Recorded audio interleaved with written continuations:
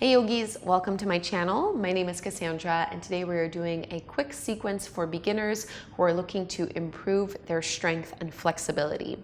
So without further ado, let's just get right into it. There are no props required for this practice. We're just going to start in a child's pose. So child's pose being one of my all-time favorite asanas to increase flexibility through the hips and inner groin.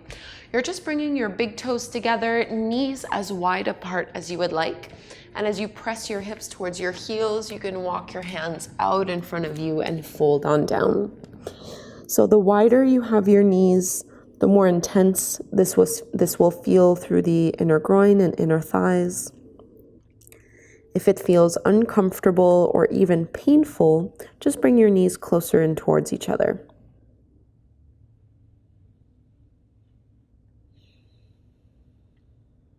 Take some slow, steady breaths.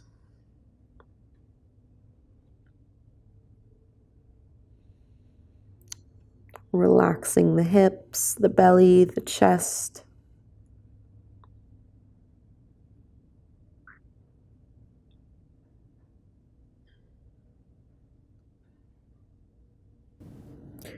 And let's walk our hands in. Lifting the chest back up, please make your way into tabletop pose on hands and knees. So you want your palms to align underneath your shoulders, your knees to align underneath the hips, and spread your fingertips wide so the middle and index fingers are pointing to the top of the mat, and really push down into the fingertips and knuckles. Cat and cow to warm up the spine. So as you inhale, drop the belly, lift the gaze, and squeeze your shoulder blades behind you. On the exhale, round your spine, drop your tailbone down, chin to chest. And keep going like this at your own pace, following the rhythm of your breath. Inhaling to lift up and exhaling to round and contract. Twice more here. Inhale and exhale. Last one, fully engaging, stretching through the belly. Exhale, contract, widening the shoulder blades.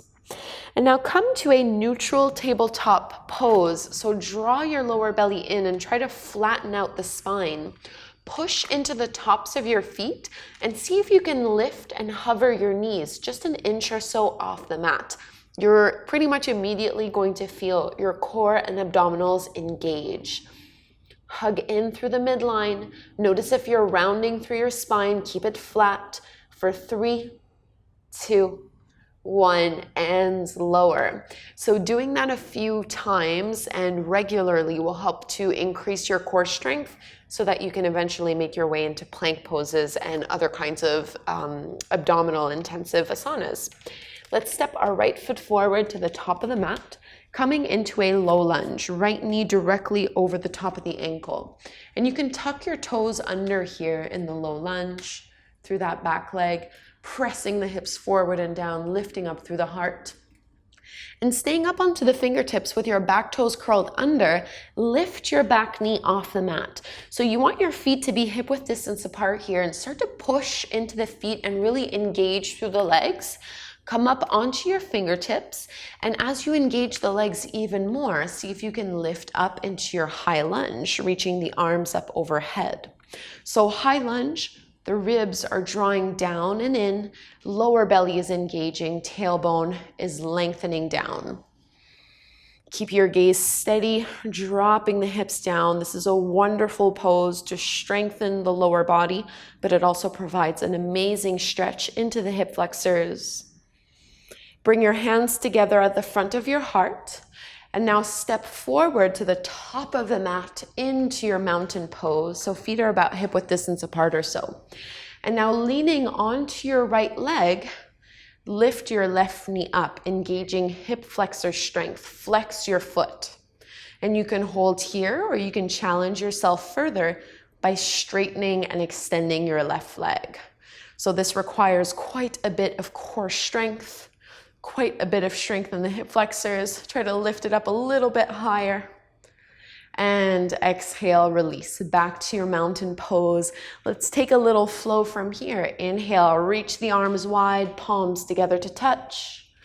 Exhale, fold down, bend your knees, relax your neck, relax your head.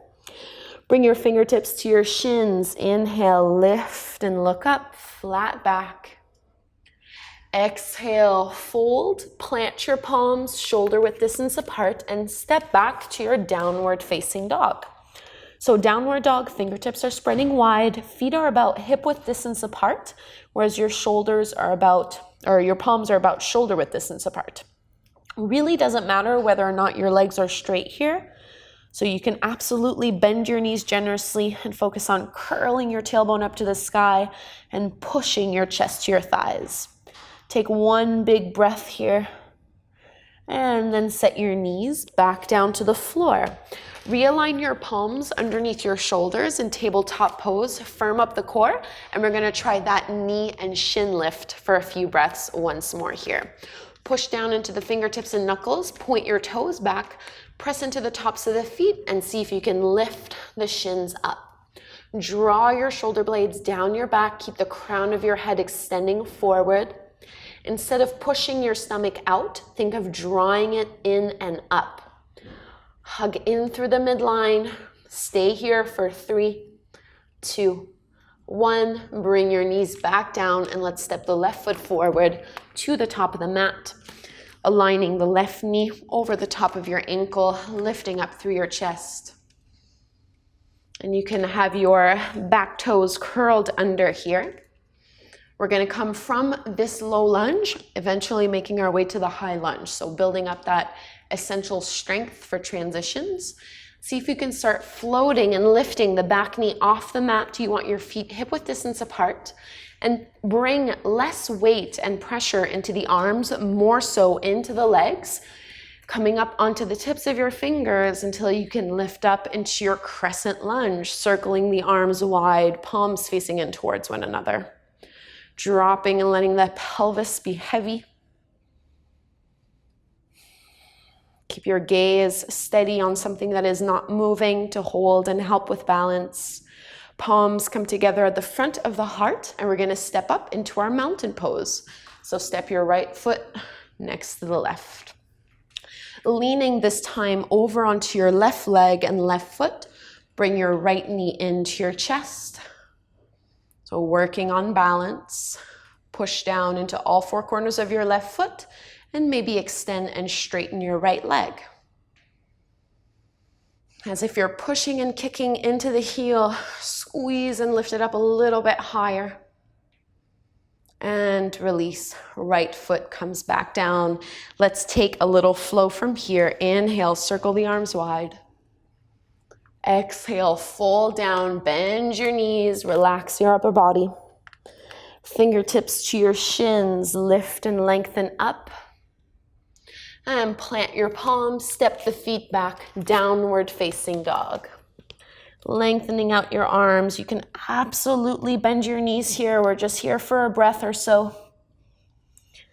And now from this downward dog, you're going to step your feet up to the top of the mat. Feet are wider than your hips. Bend your knees a lot and hold on to the elbows for your ragdoll fold. And you can sway a little here side to side. So this is not as much about your hamstrings. It's more about decompressing your spine, folding over the legs, letting go of any tension in the neck or shoulders. And you can bring your fingertips down to the ground, bend your knees generously, and slowly roll all the way up to stand, pushing into the heels. Head and shoulders are the last to make their way up. And now step the feet wide onto your mat. Turn your heels in and your toes out at about a 45-degree angle, so the toes are most likely pointing to the top corners of your mat.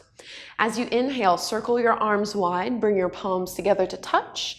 And as you exhale, bend your knees, draw your hands to the center of the heart. So in this temple pose, you're squeezing your glutes to push the knees open a little bit wider. Inhale, straighten the legs, circle the arms up. Exhale, draw it in, sink a little lower. One more like this. Inhale, circle up wide. Exhale, bend the knees, hands at the heart. Stay low. You're going to interlace your fingers, flip the palms, and reach the arms up. So this is your full temple pose, or in some traditions, they call it goddess pose. Squeeze and press the knees open a little wider. And push the legs straight, release the arms, bring your hands on your hips, turn your feet so your feet are parallel to the shorter edges of your mat. As you inhale, lift and lengthen up. And on the exhale, tilt your pelvis forward as you fold down. And you can let your hands come down to the floor here. And I like to just shake the head a few times, getting rid of any tension here. And we're not locking the knees, just keeping a tiny little micro bend. Notice if your weight is rocking all the way back to your heels or maybe all the way forward into the balls of the feet. Keep it evenly distributed between both.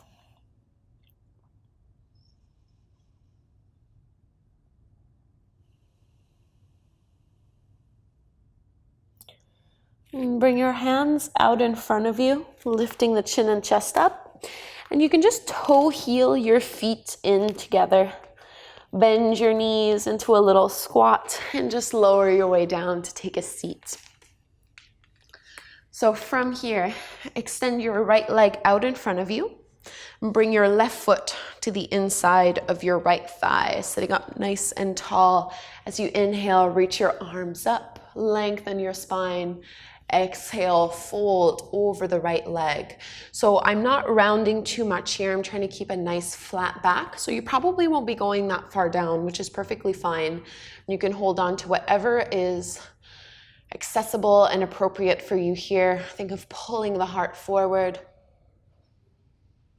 Getting a nice stretch into the hamstrings. And lifting the chest back up. Lift your left knee back up, and you're going to cross your left foot over the top of your right thigh. Hug your left thigh with your right arm. Bring your left fingertips behind you and open up into a twist. So looking over to the left. We want to avoid rounding forward and slouching here. Try to sit up nice and tall.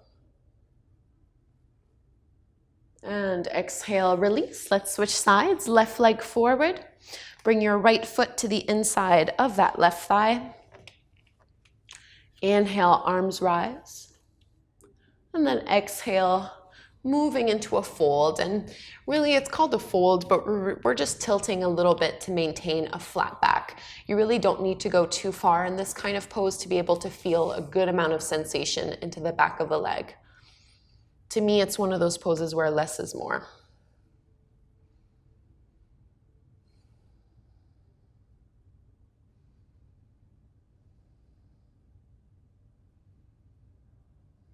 And lifting back up.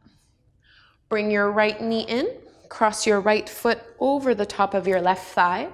Hug your right leg with your left arm. Bring your right fingertips behind you. Twist open. Still pushing down into your big right toe, lengthening your spine a little bit more.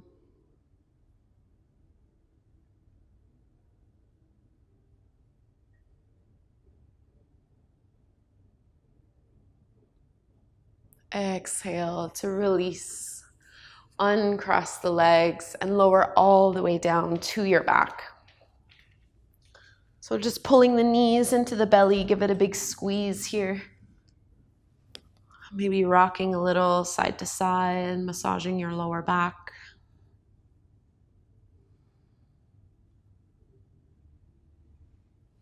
And then coming to Shavasana, you can extend your legs out in front of you.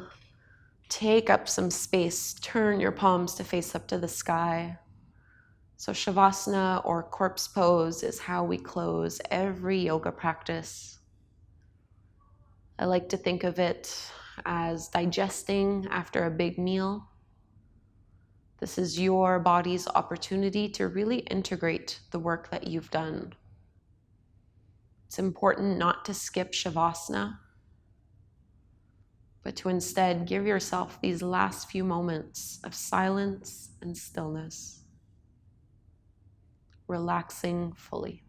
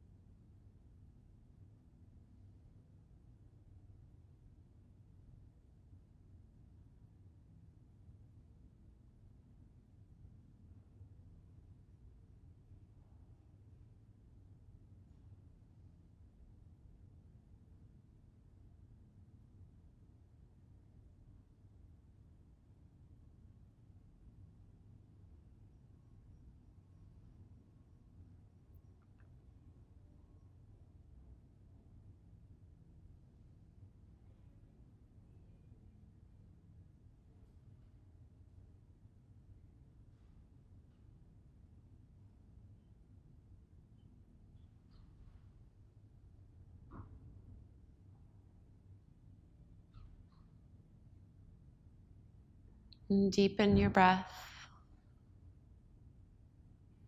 filling up the belly and the chest until you can move a little through fingers and toes, or turn the head side to side.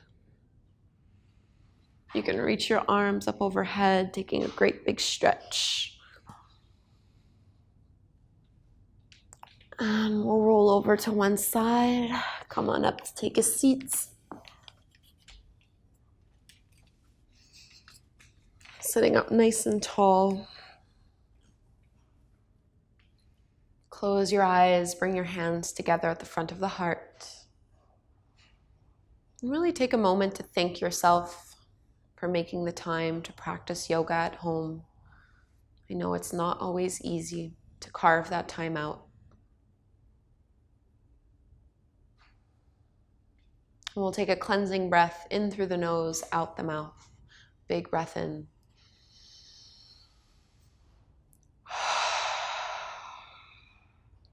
Bowing forward. Namaste. Thank you so much, yogis, for doing this quick sequence with me. I hope you enjoyed it.